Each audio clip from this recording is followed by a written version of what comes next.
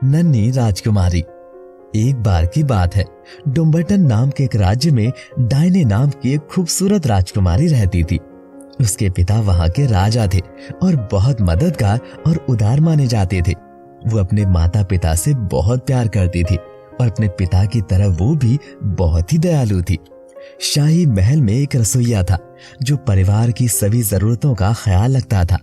उसके पास कुछ जादुई क्षमताएं भी थी जो उसे लोगों के दृष्टिकोण को बदलने की अनुमति देती थी। रसोइया उन सभी सुविधाओं से खुश नहीं था जो छोटी राजकुमारी के पास थी, क्योंकि उसकी भी एक बेटी थी जो इन सभी से वंचित थी। एक योजना के बारे में सोचने के बाद उसने अपनी बच्ची को राजकुमारी के साथ बदलने का फैसला किया और राजा रानी को समझाने के लिए अपनी जादुई क्षमताओं का उपयोग किया कि वास्तव में वही उनकी बच्ची है। इसीलिए एक शाम जब वो रात का खाना बना रहा था तो उसने कुछ नींद की गोलियां उनके भोजन में मिलाई और उसे महल में परोसा। खाना खाने के बाद सभी गहरी नींद में सो रहे थे और फिर उसने अपनी योजना पर अमल किया।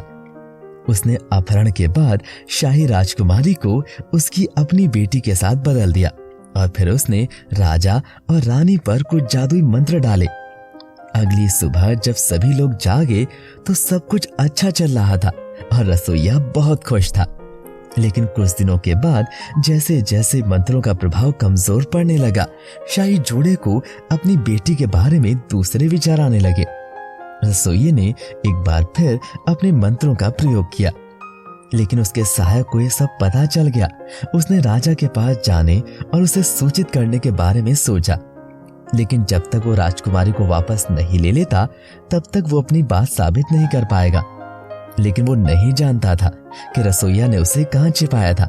नतीजतन उसने एक शाम रसोइये का पीछा करने का फैसला किया ताकि वो ये पता लगा सके कि उसने छोटी राजकुमारी को कहां रखा था।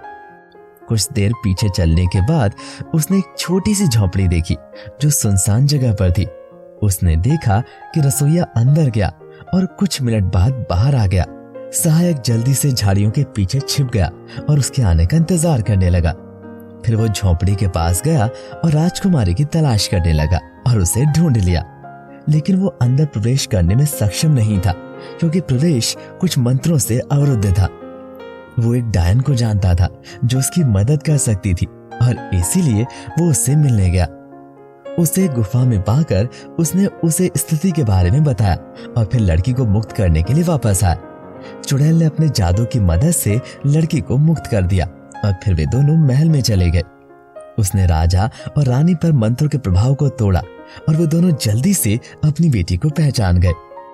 जब उस व्यक्ति ने राजा को घटना के बारे में बताया तो राजा क्रोधित हो गया और उसने अपने सैनिकों को रसोइये को लाने का आदेश दिया।